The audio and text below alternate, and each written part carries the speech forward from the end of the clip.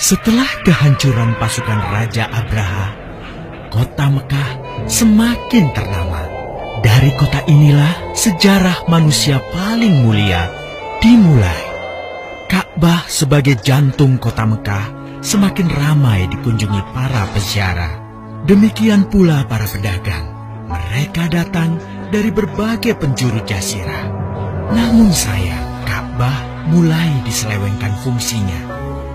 Akibatnya, kejahiliahan merajalela. Bahkan pada masa itu, memiliki bayi perempuan adalah hal yang sangat memalukan. Aib bagi keluarga.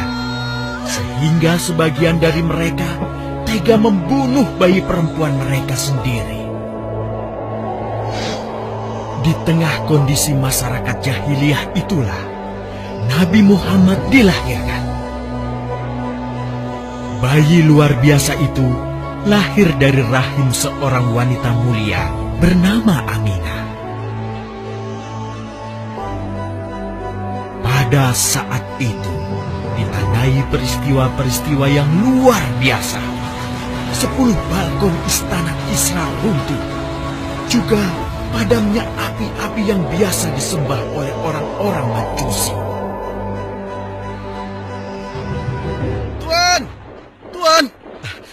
Tuan Abdul Muthalib, ada kabar gembira. Kabar gembira? Kabar gembira? Apa? Kabar gembira apa? Tuan, cucu Anda telah lahir. Benarkah? Laki-laki atau perempuan? Laki-laki, Tuan. Subhanallah, Alhamdulillah, Allahu Akbar. Kalau begitu aku ingin segera melihatnya.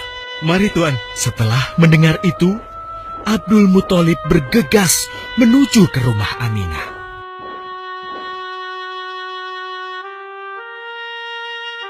Ah, cucuku, kasihan engkau terlahir yatim. Dengan penuh kasih sayang, Abdul Muthalib membawa cucunya ke Ka'bah. Ya Allah, jadikanlah cucuku ini menjadi seorang yang mulia dan terhormat, sebagaimana Nabimu Ibrahim alaihissalam.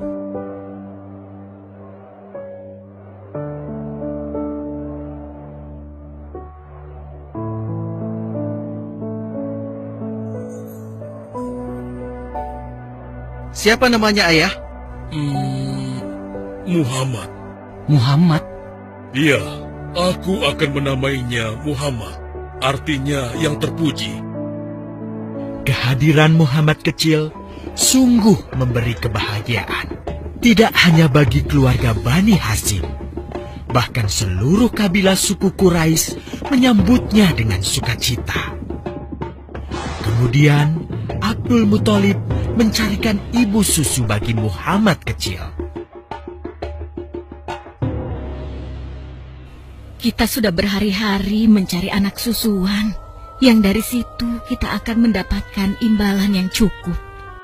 Namun hingga saat ini, belum juga kita dapatkan.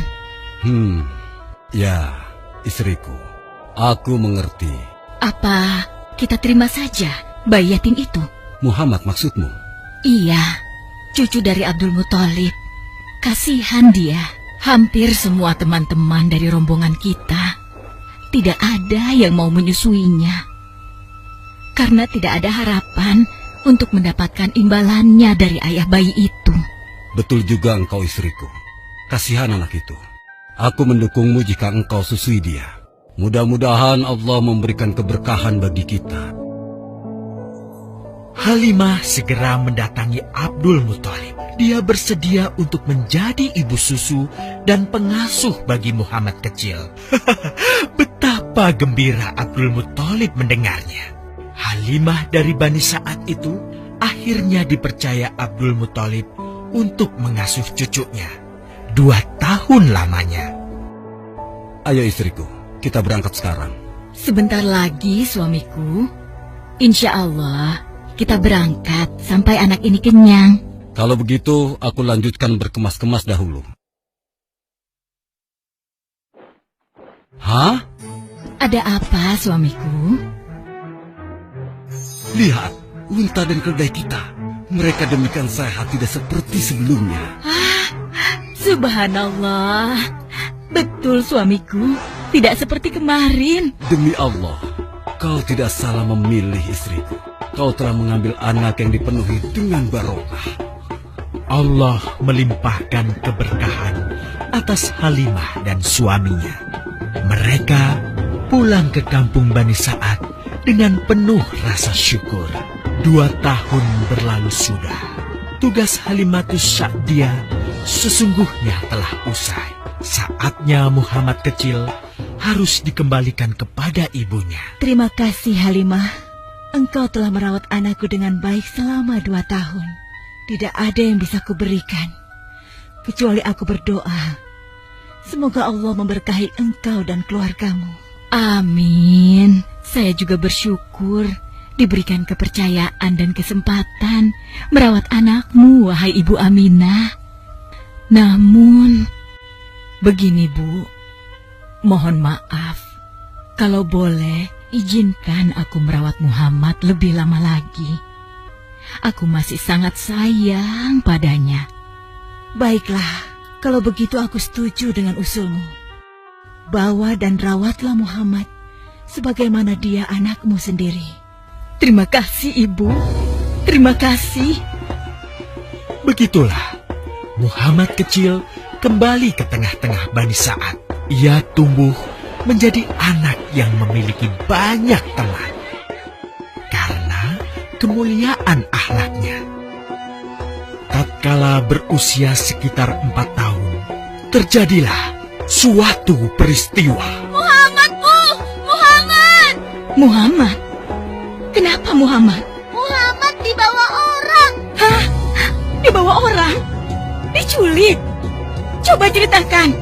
Ketika kami tengah bermain, tiba-tiba ada orang dewasa datang. Dia langsung membawa pergi Muhammad dan membunuhnya. Hah? Membunuhnya? Ya Allah, di mana? Di mana? Antarkan ibu ke sana. Dengan perasaan cemas, Halimah bergegas menuju tempat itu. Dan dilihatnya, Muhammad kecil tengah terduduk. Muhammad, apa yang terjadi denganmu? Dengan sangat tenang dan jelas, Muhammad kecil menceritakan apa yang telah terjadi. Bahwa seseorang telah membelah dadanya, mengambil hatinya, kemudian mencucinya dan mengembalikannya lagi ke tempatnya semula. Maka sesungguhnya yang datang itu adalah malaikat Jibril.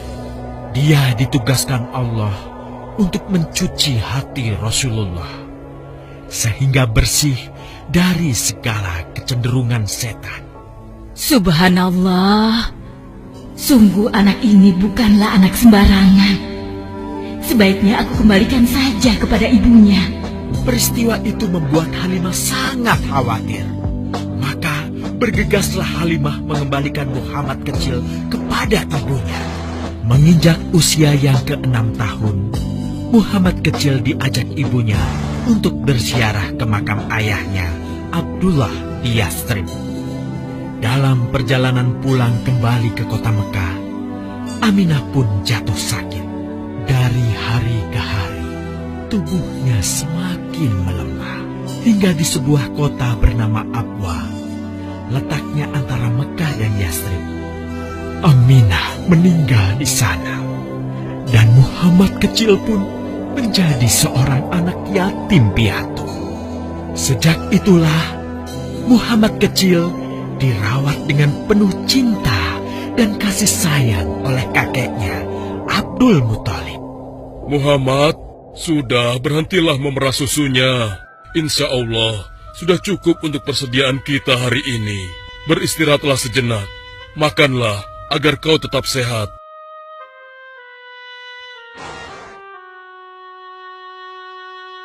Ya Allah, betapa mulia akhlak cucuku ini.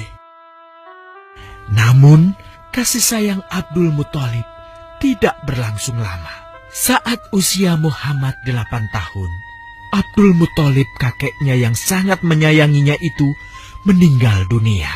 Kemudian, pengasuhan atas Muhammad pun beralih ke pamannya, Abu Thalib. Muhammad kecil tahu betul betapa sayangnya pamannya kepadanya. Di mana Muhammad? Ia tengah mengembalakan kambing milik salah seorang penduduk Mekah, suamiku. Sejak kapan dia keluar rumah? Sekitar waktu subuh tadi. Subhanallah, betapa baiknya akhlak keponakanku ini. Ya Allah, maafkan ketidakmampuanku mencukupi kebutuhan keponakanku. Sayangi dan berkahilah dia. Jadikanlah dia orang yang mulia di antara manusia. Hingga saat usia Muhammad menginjak 12 tahun, pamannya Abu Thalib mengajaknya berdagang ke Syam. Sampailah mereka di satu daerah bernama Busra. Saat mereka beristirahat, datanglah seorang pendeta menghampiri. Wahai saudaraku, selamat datang di Busra. Tampaknya kalian bukan orang sini. Dari manakah kalian berasal? Terima kasih saudaraku. Kami datang dari Mekah. Lalu, siapakah gerangan anak ini? Ini adalah keponakanku. Muhammad namanya. Apakah engkau bertanggung jawab atasnya, Tuan? Ya, Kemana ayahnya? ayahnya sudah meninggal sejak ia masih dalam kandungan. Oh, apakah kini dia yatim piatu? Benar, Aku sungguh beruntung bertemu dengannya. beruntung. Beruntung apa? Sungguh, keponakanmu ini adalah orang yang sangat istimewa. Oh ya? Ya, dia adalah seorang nabi, Hmm? seorang utusan Allah. Bagaimana kau tahu hal itu? Aku tahu karena aku seorang pendeta, dan berita kedatangan dia sebagai seorang utusan Allah sudah disampaikan di dalam Injil. Bahkan aku pun bisa mengetahuinya dari cincin kenabian yang berada di bagian bawah tulang rawan bahunya yang menyerupai buah apel sebagai tanda kenabiannya. Begitulah pendeta bernama Bahira menyampaikan kepada Abu Thalib perihal kenabian Muhammad.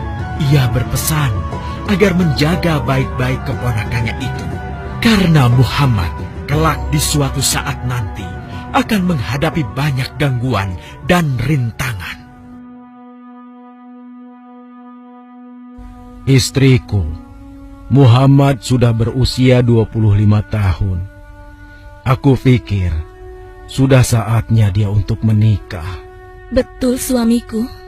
Namun, dengan siapakah dia akan kita jodohkan? Kemarin Khadijah mengirimkan utusannya dan menyatakan keinginan Khadijah untuk menjadikan Muhammad sebagai suaminya. Hah?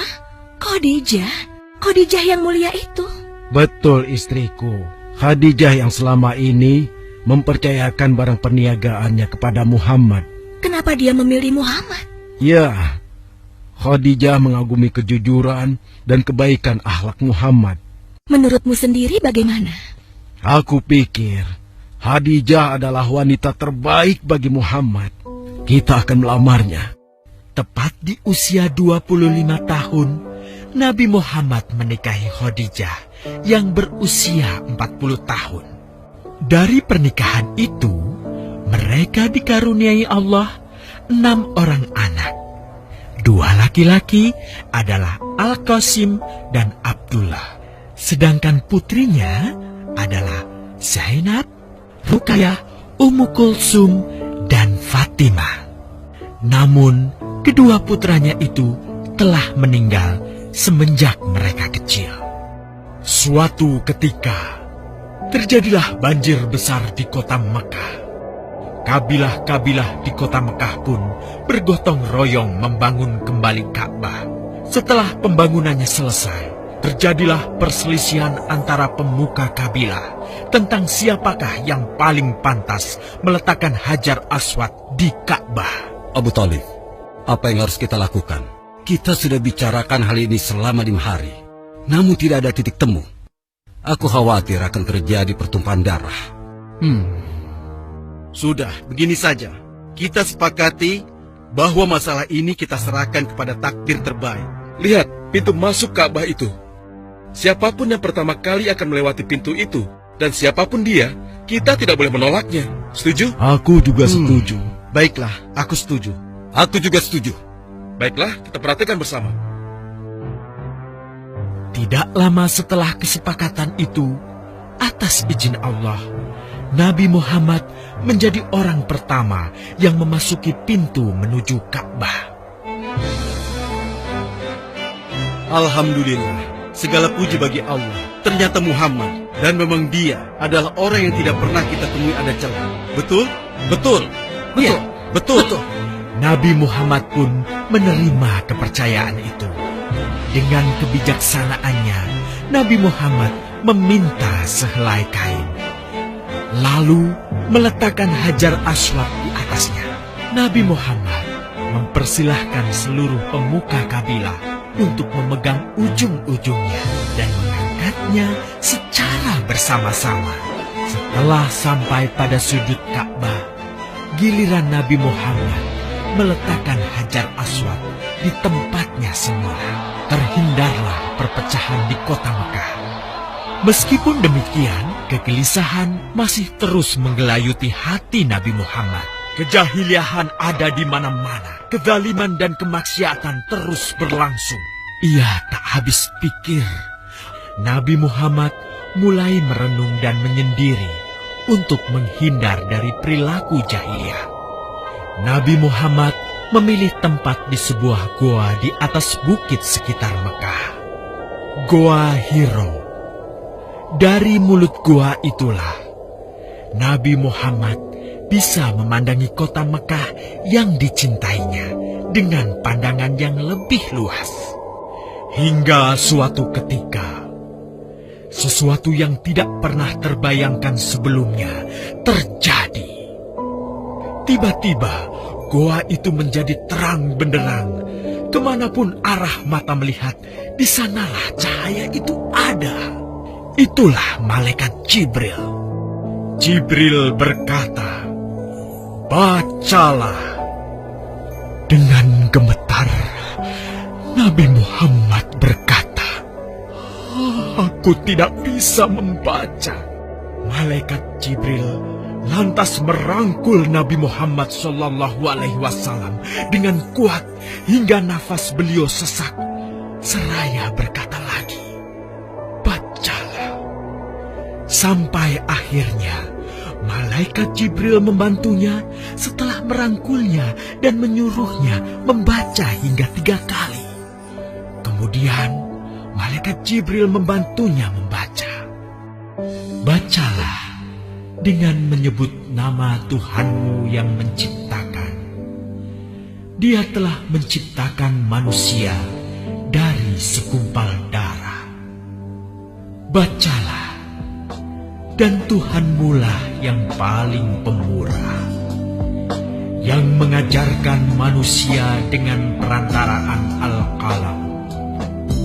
Dia mengajarkan kepada manusia apa yang tidak diketahuinya." Kalimat suci telah terucap. Resmilah sudah. Dari dalam Goa Hiro, Allah mengangkat Nabi Muhammad SAW sebagai penuntun dari kegelapan menuju cahaya, dari keburukan menjadi kebaikan, dan dari kesengsaraan menuju ke keselamatan.